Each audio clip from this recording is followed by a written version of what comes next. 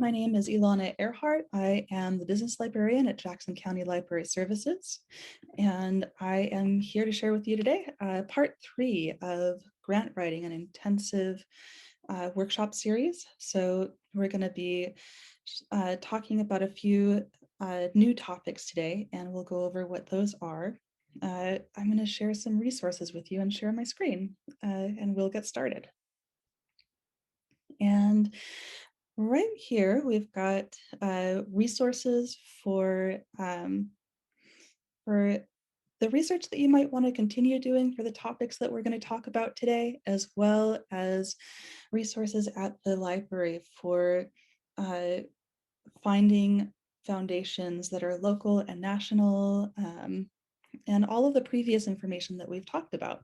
So right over here, if you want access to all of the previous resource guides, that's right there. And this is the Foundation directory online, and we're going to talk about this more at the end of the session. And basically, when you look here, you want to look at top to bottom, all of the information that's available there. And there are some key ways to search. So I'll share that with you as well when we get to it.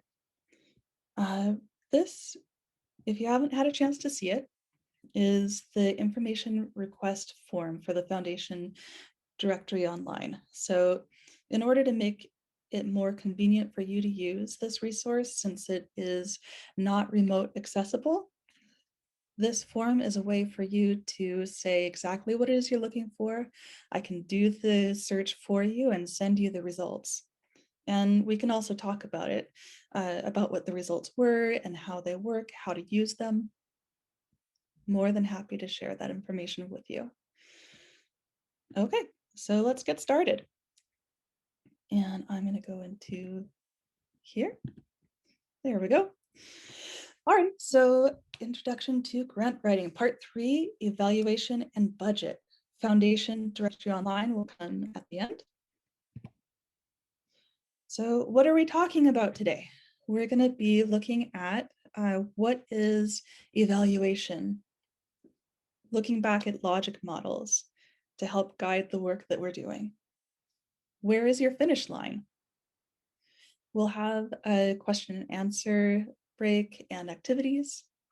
We'll have then program budgets, total value budget, including relevant costs, what is direct versus indirect when you're budgeting, then another Q&A, and a couple more activities. And we'll share how to use and search with the Foundation directory online. Again, the resources available to you at the library that are remote are books that are both online and print books that you can reserve and pick up from the library. We have a database called Udemy if you wanted to do self-paced learning on almost any topic that you want to develop skills on. So right here, we've got an example that grant writing for nonprofits and freelance writers has 17 lectures, 1.5 total hours, and it's meant for beginners. So that's just one example of many opportunities to learn on your own. Okay, and we've gone, by the time we get to the end of this session, we will have gone through a lot of the building blocks that you need to know before searching the FDO, and then we'll be able to hop in. Again, your digital handout is there for you. Refer to it if you have any questions as I'm going, and also use the Q&A, the chat for Q&A, and I will return to that on our breaks. Okay, so 2 terms and a myth. So terms to know when writing the evaluation portion of your work plan, your outcomes or impact evaluation, and your assessment. So a thing to keep in mind is that grant makers do not view evaluation as pass or fail. It's more a genuine exploration of what went according to plan. Were there any surprises? Were there things that went better than expected? Really just a genuine exploration of all of those details. And why evaluate? Why are we going through this process? So you want to be accountable to your organization, to your stakeholders, to the funding organization that is helping your projects come to fruition. And you want to attach everything you do to your mission. If you're evaluating, you should be able to discern whether the work you're doing is effectively matching your mission. So is your work achieving the intended goals? That's one of the questions that you're going to be answering while you evaluate your projects. So why did your intended goals, uh, how were your intended goals achieved or not? And your logic model should be a way to continue that assessment. So if you have any difficulty figuring out how to begin your evaluation, look to your logic model and use that as a beginning tool. And we'll go further into how that works. So when a result can't be detected with a logic model, you're going to need to find some other tools to assess with. And we'll go into that as well. What does this look like from the grant maker's perspective? Evaluation isn't busy work. It isn't kind of a task that's given just to check a box. It's more something that's going to tell the grant maker, did we fund someone who was able to make an impact on the community that they serve? Evaluation also is a form of inquiry. So did your project achieve the intended goals? Find this out for yourself and your organization. So if you didn't achieve your intended goals, your organization will want to know why, not only for funding purposes, but also you have a mission to serve your community and your community needs to depend on you too. So be genuinely engaged in the process. And if you have any questions, be sure to ask the funder as you go through your evaluation. There are occasional surprises about why something didn't work. Because we're working with human beings, most likely, most projects do, something might turn out differently than expected for reasons that couldn't be predicted. Maybe there is a dynamic in the community you serve that was not known before you began your project, and your project may have exposed some type of added layer of services and an interaction that will be needed the next time you try to offer these specific services.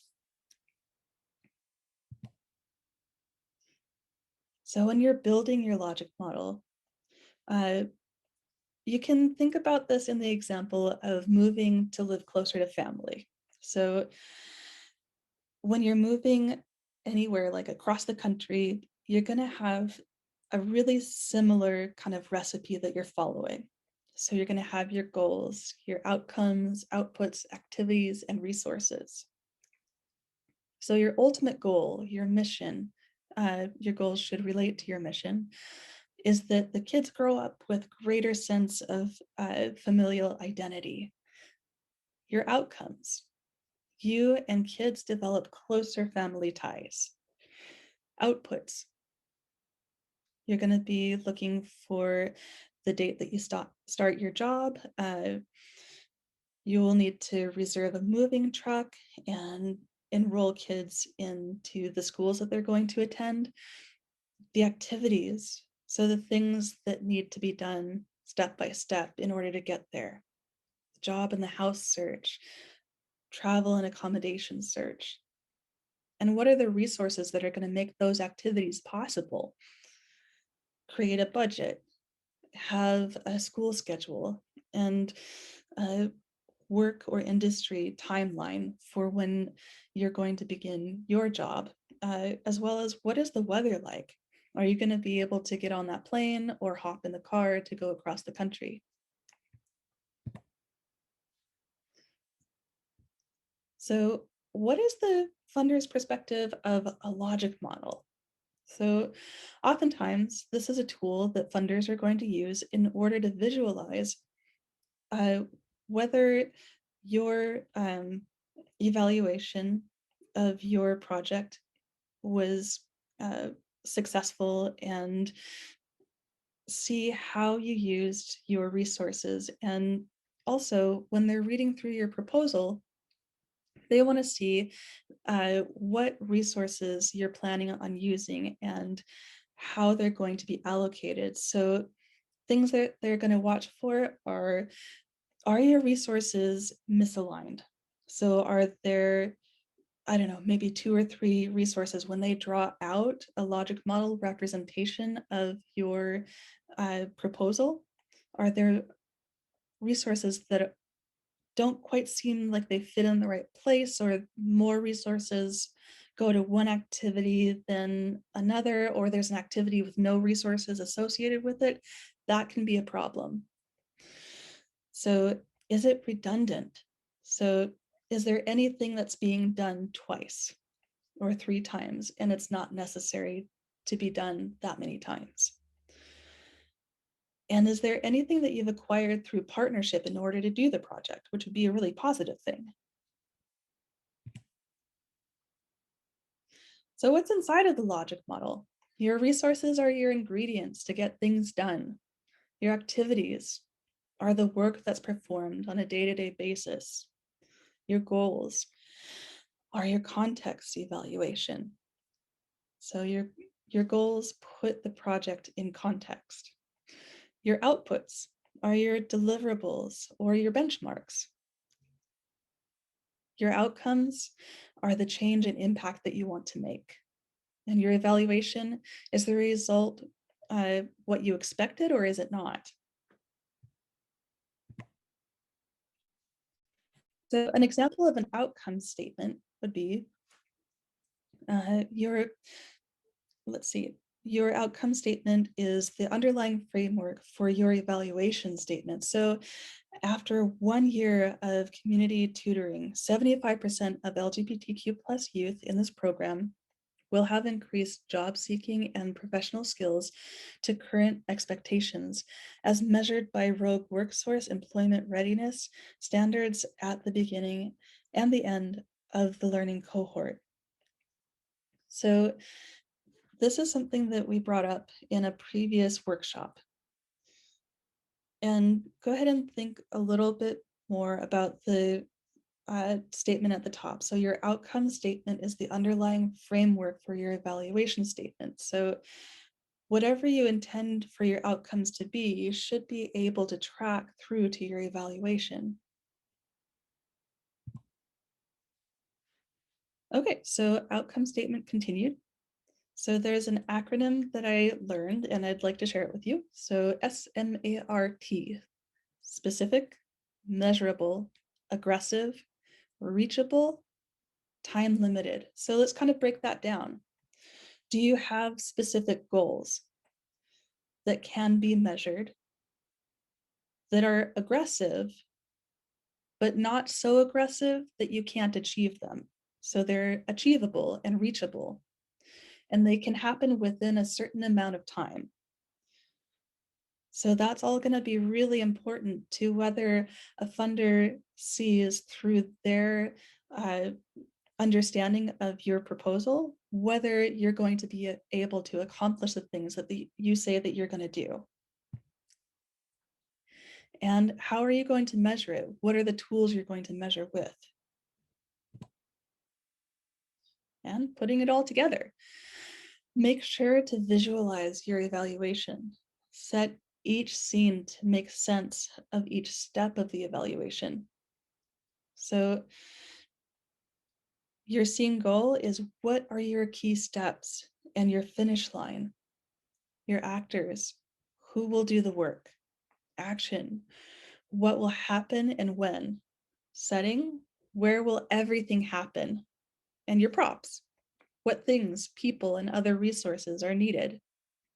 So you can do this at a couple of different levels. You can do this uh, at stages within the project as it's being completed, and then you can also do this as an overall assessment of whether you achieve the goals that you intended to. And to map your evaluation, so give yourself a template for how you're going to go through the process. So start with what you want to measure and then divide into the subparts. So every project is going to be a little bit different, and you want to take that into perspective as you kind of divide it into its different parts. See what can be measured, how you want to measure it. So start with your finish line. So what is the ultimate thing that you want to happen within this project? And divide that into all the steps that need to happen along the way. So the major steps that you need to get to the finish line. And for each step, ask yourself a few questions. As measured by what? Who will measure? Who will report? How and to whom? So if you have a team working on a project together, this framework is an opportunity to get everybody into the same room or a virtual room together and talk about this step by step. How will everything be measured? By what? And who's going to do it? Okay, so I am going to go ahead and ask for questions. I'm going to stop sharing and see if anybody has any questions.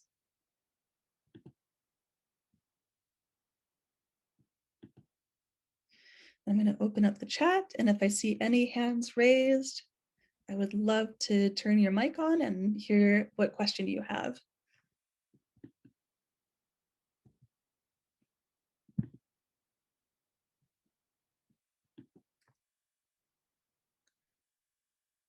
Okay.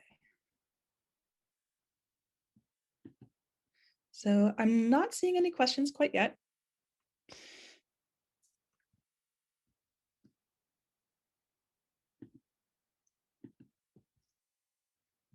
Alrighty, so let's go on to the activity. And I'm gonna maybe put somebody on the spot for that. So let's go ahead and share.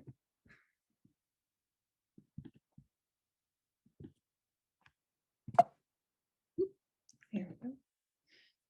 All right, so have you done evaluation for a grant before? And how was that similar or different from what you hear described through this workshop tonight? So let's go ahead and call on some people.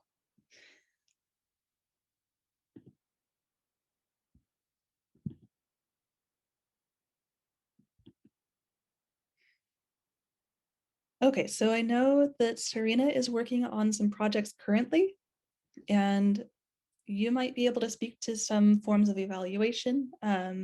Is there anybody else who would like to raise their hand and kind of say what experience they've had in the past, or how they imagine the projects they're planning are going to be evaluated in the future?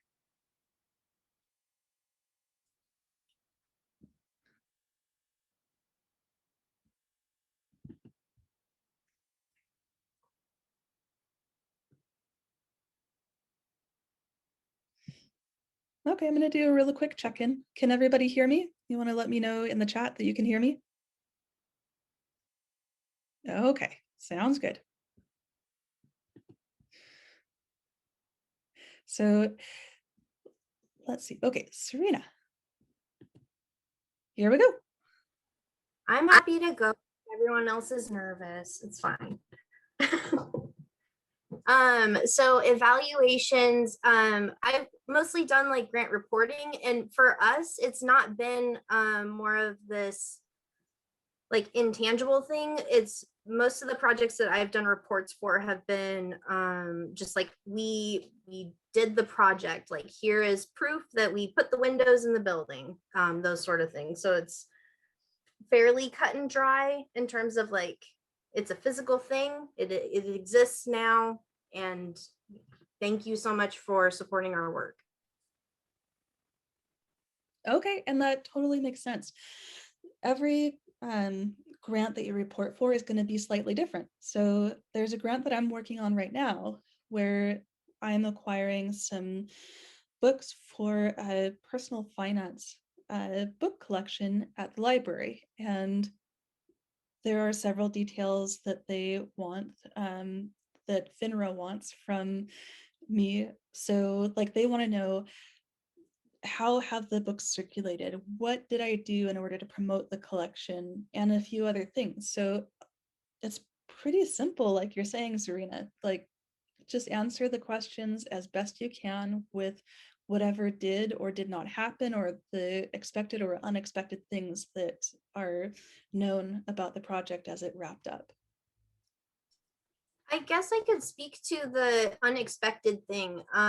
When I worked at a previous nonprofit, and there was an expectation to reduce the number of people served, like meaning that we've achieved our goal. There's less people experiencing this hardship. But then as we were going and doing the work, we were realizing that the more that we're doing the work, the more people that we're identifying. And so it doesn't make sense to be reducing the number of people that we are interacting with necessarily. It's like we're tracking the wrong thing. We need to be tracking things that are, like you're saying, our outcomes of, our goal is to, make it so they are overcoming the struggle, not necessarily reducing the number of people experiencing that.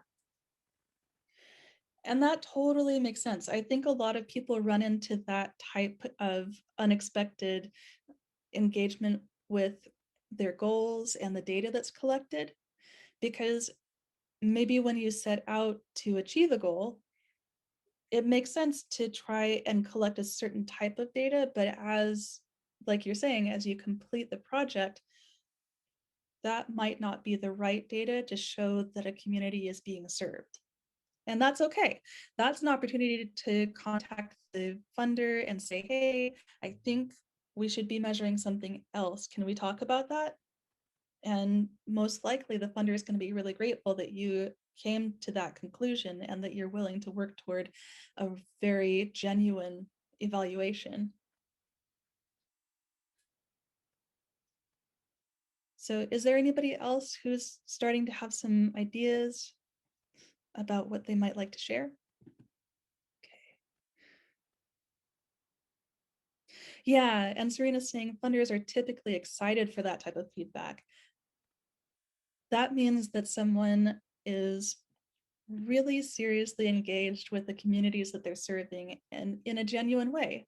You want people to do better, you want them to succeed, and maybe you came across something unexpected and you want to navigate that. You want to see what that means and deconstruct it so it's clear what did or did not happen, so that that community gets the help that you mean to give to it.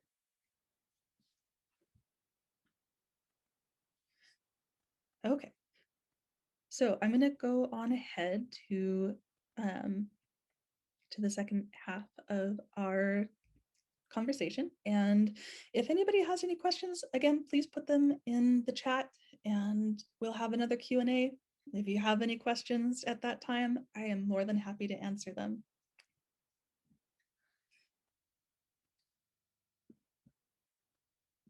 Okay, here we go.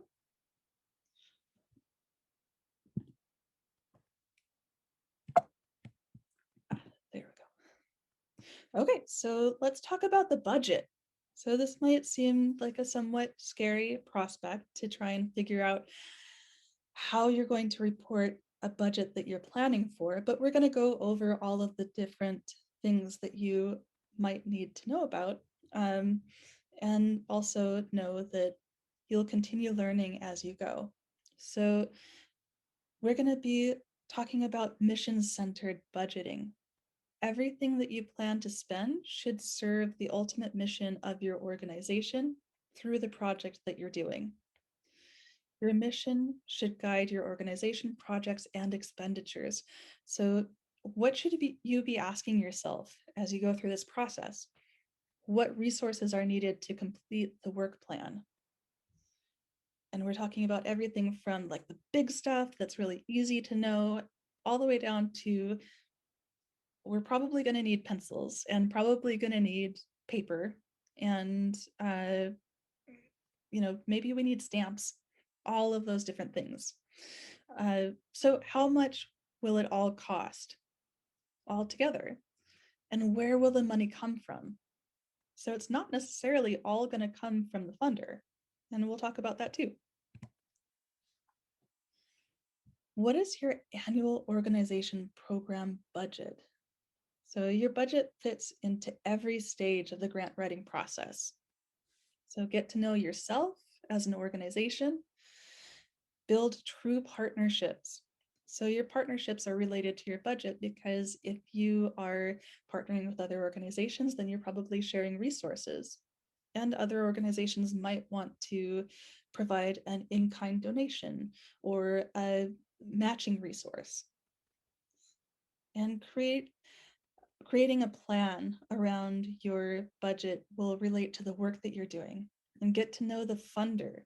So the funder wants to know what money is going to be spent and how and when. And writing the proposal is going to revolve around the budget that you're planning for as well. So what's being funded? Grant funding is typically awarded to support projects within an organization, and it's rarely awarded for organizational operating costs. So this second part, I would say, put an asterisk next to that because we're in a very unusual time, and there are some foundations that are supporting operating costs at this time because the pandemic has introduced some unusual challenges, though I don't know that that will always be the case going forward. I think there is some hope to return to some more typical funding strategies. And so what is your project map?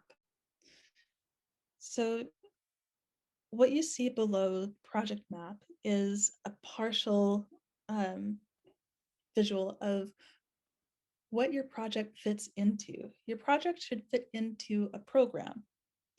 And so grant funding is not going to fund your program necessarily or your entire organization. It's going to fund a project within a program for your organization. So let me know if you have any questions about how that works or what that means. But within your project, you might have several funders helping make sure that that project comes to fruition. So maybe 3, maybe more, depending on what it is you're working on. And what is your total value budget? And what does that mean? So what a total value budget is, does, and contains is a source document that can be reused for this particular project.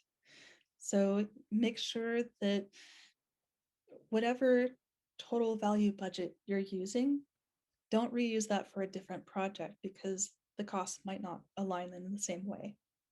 So, and it shows everything you need to do the project successfully. And it contains line items or calculations. And within the total value, you're going to show what are the matching resources. So things that you have or what a particular partner can provide to the project that you're doing. And what are the grant resources?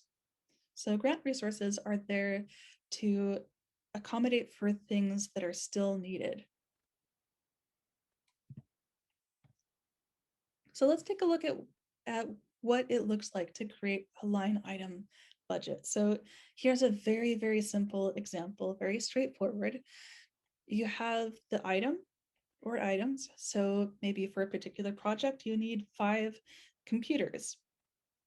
And the total value would be $5,000. There are no matching resources in this case, so the grant resources are going to be intended to cover those $5,000. And the valuation of volunteer time is really important. So a common mistake that happens is that organizations might decide to value volunteer time at the minimum wage. However, that's not the actual value of the work that's being done. So your best practice is going to be look at the work that's being done. Is it being done by a professional? Is it skilled labor? Look up what the industry rate is for paying a professional to do the thing that that volunteer is doing. That way you can account in your budget for how much it would cost if the volunteer were a paid person in your organization. So showing real value for volunteer time.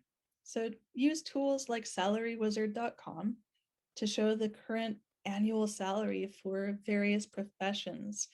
So a calculation might be that a reconstructive surgeon's annual salary is $375,744, or excuse me, $375,744. So divide the annual salary by hours per year to an hourly wage. And so you're going to get this calculation below and end up with $180.65 per hour, and multiply that hourly wage by the hours volunteers are working. So you can see here that the value is accurately represented for the work that's being done. And that's one of the best ways that you can show what the cost of the volunteer time is that you're including in your budget. So a line item of volunteer time might look like this. So reconstructive surgeon is spending 100 hours. Average salary in Seattle, you'll see below. The total value, just over $18,000. Matching resources are going to be the same. And there are no grant resources used for this. And it's really clear that you're telling the funder that you have found a resource where this service can be provided and they don't have to pay for it.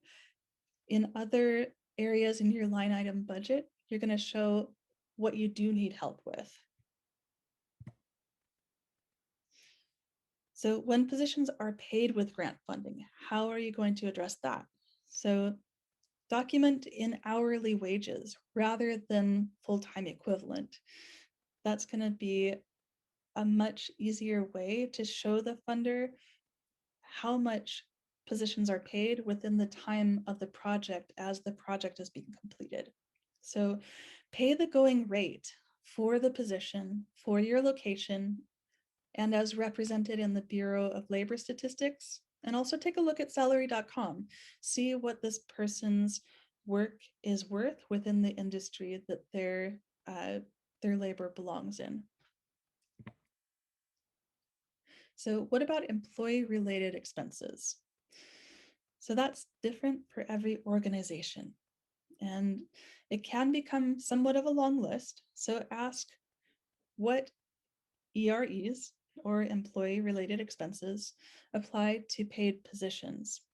That might be things like Social Security, workers' compensation, insurance, the needs that employees have beyond their salary. And have that based on hours worked per week. And what about the needs of volunteers? We're not going to go so far into depth with what volunteers need. You want to apply this information just to the employees that you're paying. And contractual services. Any work needed for the project that is done via contract. So you want to really take a look at who you're going to be bringing into the project in order to get the work done. So is there an extended third-party evaluation that's needed? That's going to be a contract worker. Is there an independent audit, professional consulting, skilled labor of any sort, unskilled labor? And again, count the cost of volunteer work. So the place where you're doing the services that this project is being done. So make sure that you're accounting for the cost of place. So are you renting an office or do you have a lease or a mortgage? And you want to include that prorated. So what is the cost of the lease or mortgage for the time that the project is being done? So do you have another space that you're using? Is there custodial maintenance? Are there utilities that you have to pay? Is there donated space? So account for that too. What is the actual cost of that? Even though it's donated, you need to know what cost is being saved so that you can report that in your budget. And is there renovation needed? So are you using a space that has to be fixed up before you bring clients in to serve?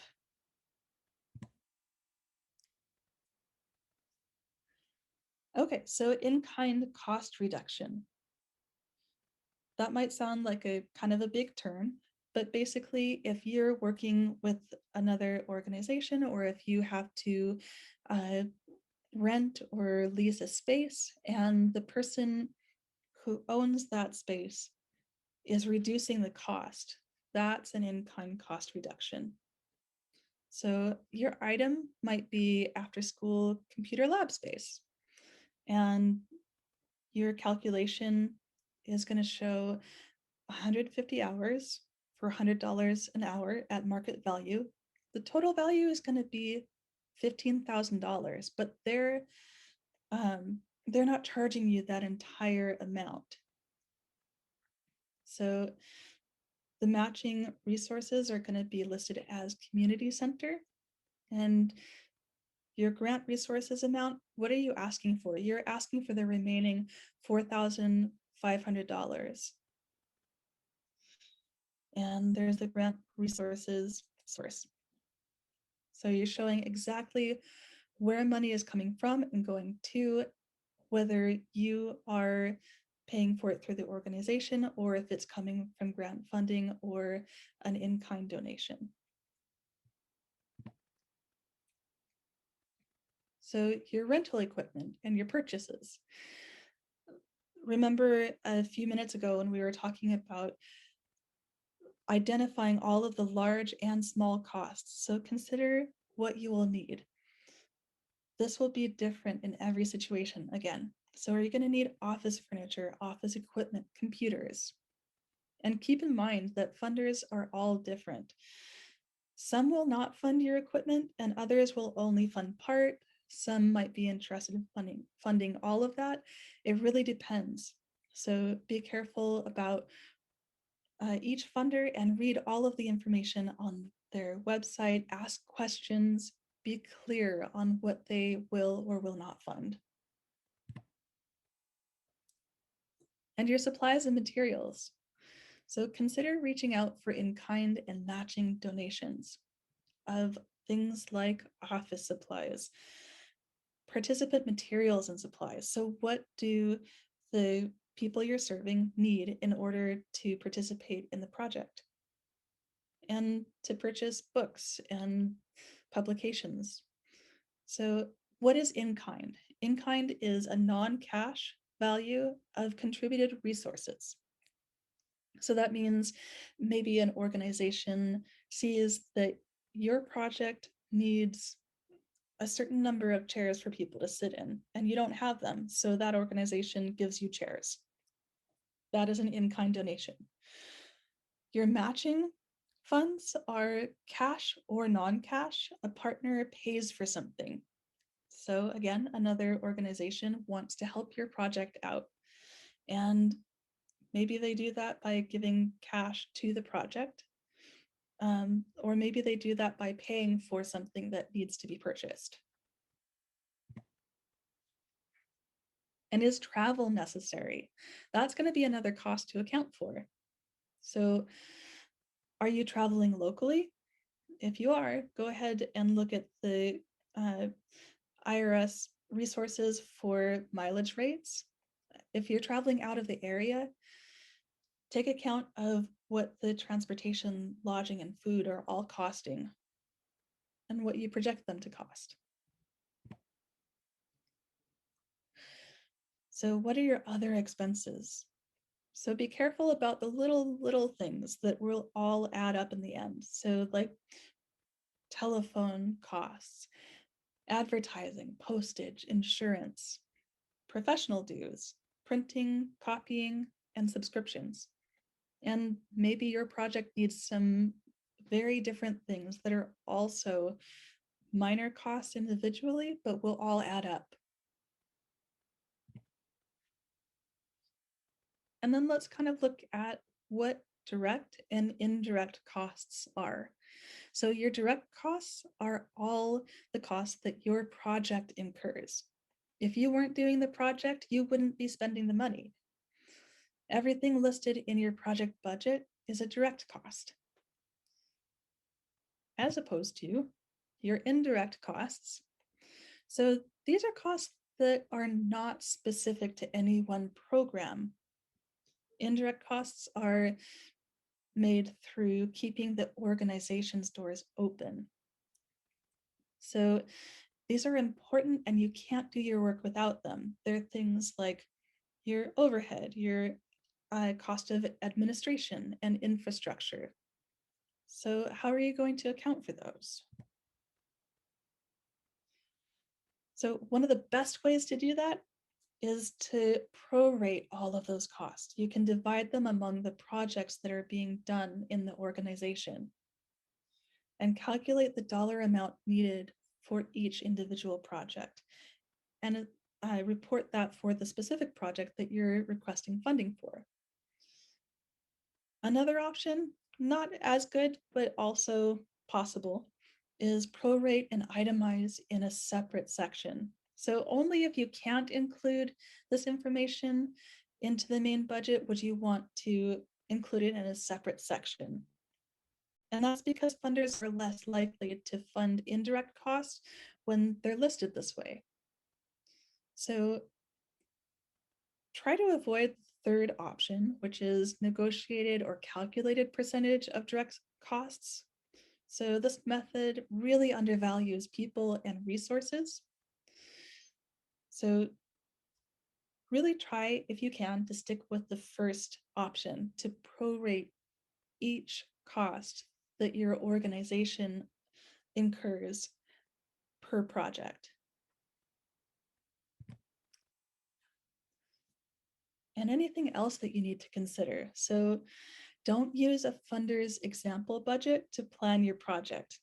So that budget is there for reporting. It's not for planning. Your planning budget is going to be so much more detailed. If you're facing what you think is a unique problem, ask a colleague in another organization. Someone has probably dealt with this. So when I say ask a colleague in another organization, identify other organizations that do similar work, whether that's in the same area, the same state, or if maybe there is a similar organization farther away. Get in contact with them, build a connection with them so that you can ask each other questions and navigate things that feel unusual and see who has experienced that before and if you can offer clarification to one another. And your match matters. So show the shared resources, the shared risks, and the rewards through your budget.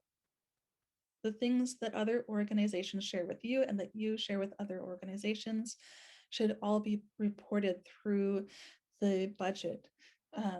So other organizations are also reporting what they get from in-kind donations and from matching funds. So don't over or under budget. Doing this is going to send a really awkward message to the funder. So your authenticity is going to be super important. Report exactly what you need and what it's going to be used for. If you're under budgeting, you're going to end up lacking resources. Don't be afraid to ask for exactly what it is you need. And if you over budget, the foundations that you apply to might look at that and wonder, where is that extra money going to? And they might feel a little curious about that. So additional considerations continued. So this budget is not a cash flow plan. It's a strategic budget. Your cash flow is an important next consideration. So whatever revenue that you're bringing in for the cost of services, that's part of your cash flow and it's separate. So if cost is likely to increase over the term of your project, be careful to include that in the budget. So show that with a percentage of increase. And what's the cost of evaluation? If you pay someone to evaluate your plan, put that in the budget too. And recover your indirect costs wherever you can. So when you have questions, be sure to ask the funder. Anytime you have a question that you can't answer through research or that you find as a stumbling block for whatever reason, ask the funder for their advice. They're going to really appreciate that you're engaging in the process in a really genuine way and you're trying to plan things out carefully. Okay, so let's go ahead to a Q&A.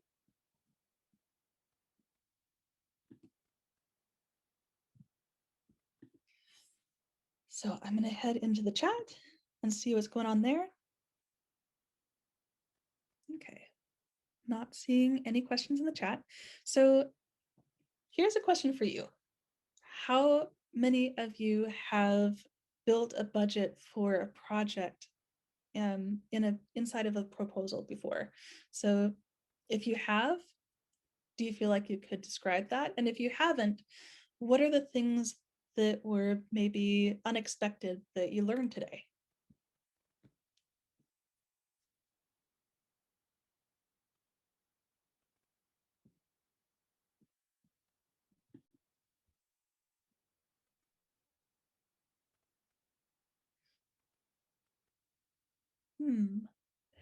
Let's see, Lacey, I'm going to kind of put you a little bit on the spot and see if you can kind of talk to this a little bit with whatever experience you have or whatever it is you're learning tonight.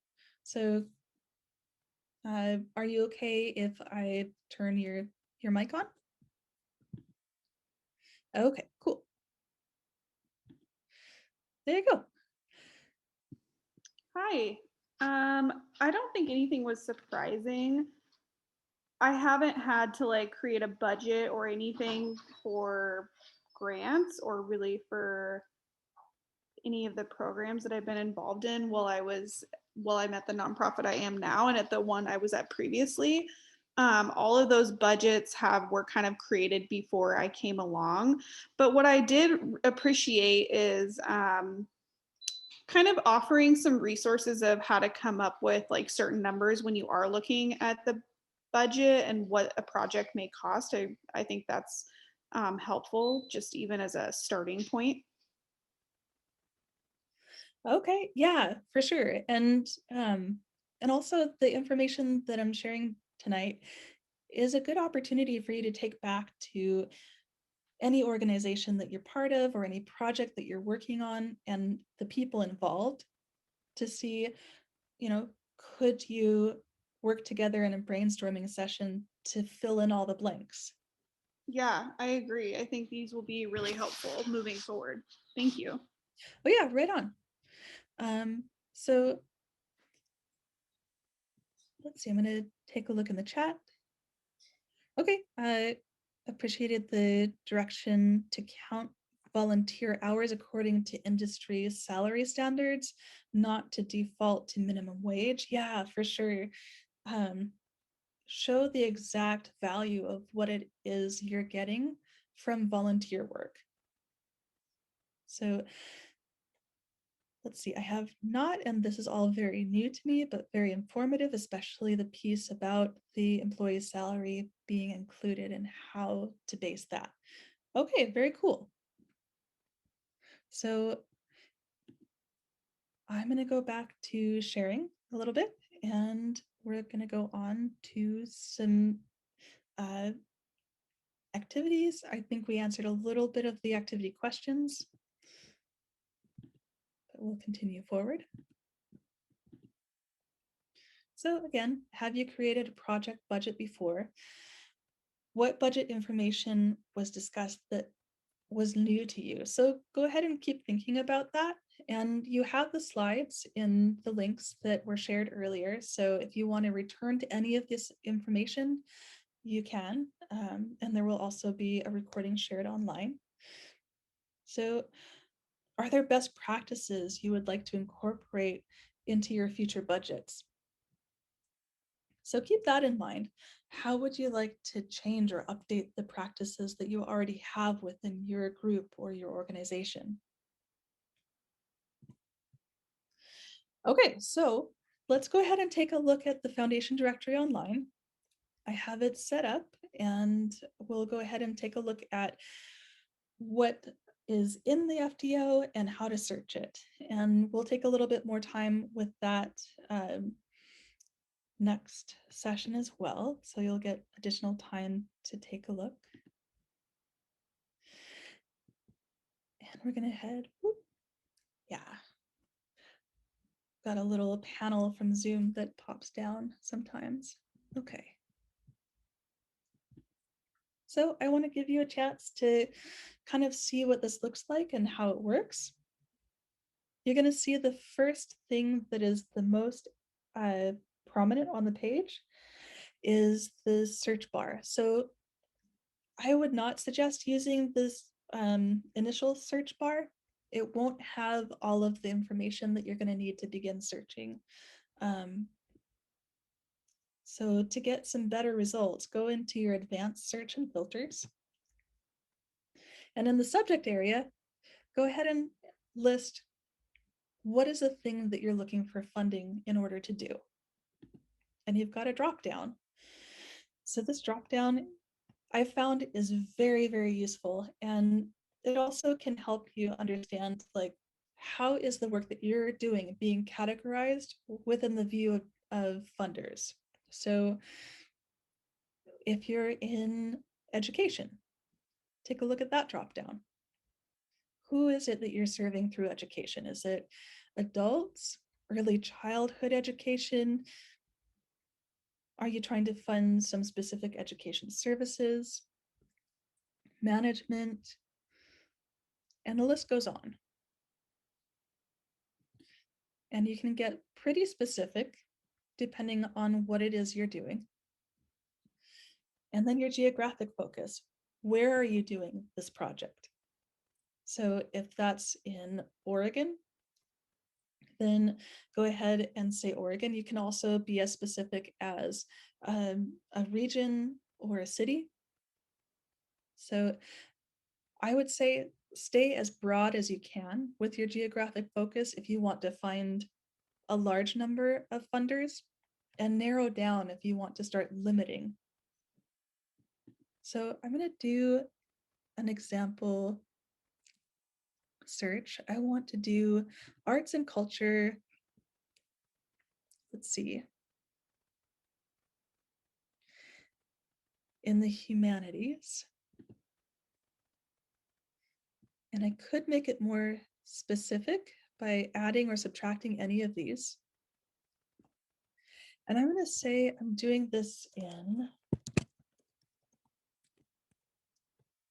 Southern Oregon. And that's one of my options. So I could say the coast, or more generally, just Southern Oregon. And then that populates. I could also choose additional places, but I'm going to stop at this and see what happens. Okay, so we're going to want to scroll down for the results. And you're going to see that we're going to look at funders who have in the past funded anywhere from 0 to millions of dollars. So we're going to start from 2003 to 2021, and we can change this too. So if you wanted to change the date or the dollar amount, you're more than able to do that. And then next, you're going to see the grant makers, grants, recipients, and the 990 tax forms. So 990 tax forms are less important to look at this point because the Foundation Directory Online uses those forms in order to populate the information that you will find as we continue searching. But those forms are a source, like the source documents where the information came from. So keep in mind that this search is not going to lead to what grants are available to apply for. This is more of a networking resource. So you're finding the grant makers who are funding work that is relevant to what your organization does. And you're seeing what they have funded in the past. So the saying is, the saying goes like that if you know what a funder has funded in the past, you can see what they're most likely going to continue funding in the future. So within my search, I found there are, 27 results available, and I can continue searching through different pages. I can look for the first few. However, I'm going to go to view all, because if I do this, I have an option to create a spreadsheet. So I can look through at all the different funders who have funded work similar to mine, look through their different profiles, select the ones that are important to me, and I can download that over here in a PDF, or I can use a CSV file and be able to filter those results, share them with my organization, and continue making decisions based on what I find. So let's go ahead and look at a profile. So Oregon Community Foundation. When we look there, we're going to see what's being funded. So mostly education. Then we see next is health, human services, community and economic development. And we'll go over to the middle and see where is the money going. So you can see the darker green is going to show where most of their funding is going. So they're spending most of their funds on projects within Oregon, but there are also other places in the country that their funding goes to. And how large are the grants that go out? So mostly the grants that go out are within the $5,000 range. The fewest grants that go out are the largest, and some funders are the opposite. It just depends on how they fund and who they fund. And you can continue down and see who are their recipients. And you can click on the recipients. Sometimes there will be a description of what project was funded. That won't always be there, but it's helpful when it is. So where is that recipient? And what is the primary subject? So we can see JPR Foundation needed funding for literature and writing, and they received just over 44,000. So we can also click in and see more information specifically about that. So this one actually does show a description. The funds are used to support the JPR Foundation's broadcast of classical music in Curry County. Okay, cool. Now we know exactly what's being funded and what are the subjects, who's being served. and transaction type. So was it in kind? Was it cash? So we see it with cash. And again, the area, and what was the support strategy? Okay, so let's go on back to our search results. So what are the funding interests? And we can look on the left-hand side here and see as we're scrolling, we're going through all of those different tabs. Are there similar organizations, and what are the names of those organizations? And about. So I wouldn't stop at learning about a foundation through the About section on the foundation directory online. Go to the foundation's website and read absolutely everything on their website as thoroughly as you can, so that you can learn everything that they've published about themselves. And if they have other media, if they have a YouTube page, look at their YouTube page. What is it that they're trying to communicate to people through their audio-visual communications? And if they have any social media accounts other than YouTube, look at those. What are they sharing? What are they interested in? What do they want people to know? So again, other funders to consider that are similar, that fund similar types of projects, so that you can build on your list as you go back to your organization and recommend, I think that we should apply to this funder or these funders because they match our mission. So you're also going to see up here a few key things. You can see where the foundation is. This is their web address. Be sure, again, make sure to check out their web address. They're going to communicate things that they want you to know about them before you submit a proposal. Is there anybody on LinkedIn? Can you get to know people and network with them? See if they're people who are already within your network, who you can continue to get to know, or does someone you know someone within the foundation? Could you use the connections you have to make a connection with that foundation? And who's who, that will list the most current list of people within that organization and the contact information. So let's go ahead into the who's who. So here we're going to see a list of people, and when it's possible to that the FDO connected a LinkedIn account to a name, it'll show, but not every name has an associated LinkedIn account. However, you can see who's there and what their position is.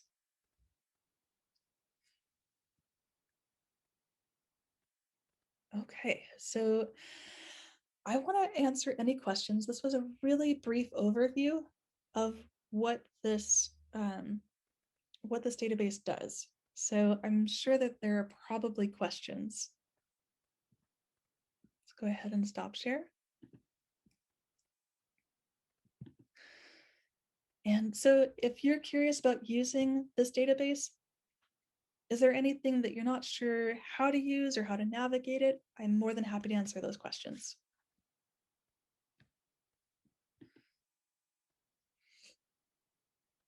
So Serena, is your hand still up from a previous question, or would you like to ask another? Okay. Alrighty. No worries, all good. Okay. I'm not seeing any hands up.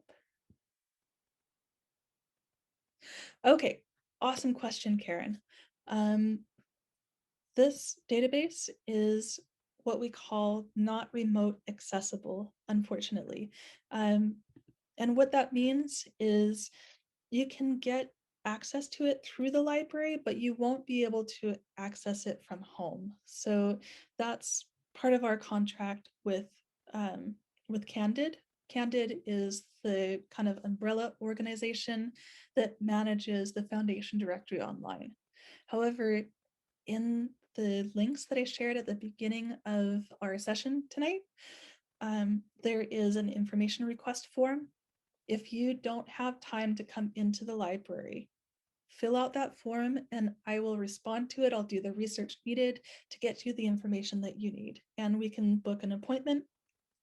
I can show you what results I found, how they can be used, and if you want me to conduct additional searching while we're on a Zoom conversation, I will go ahead and do that with you.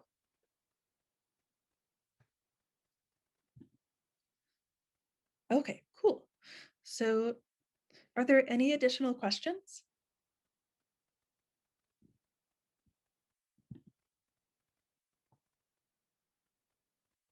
Okay, I want to respect your time. We do have some remaining time if there are additional questions, but we will meet again one more time in a couple of weeks. So we'll focus a little bit more on the FDO, how to use it, and how to navigate that for future funding.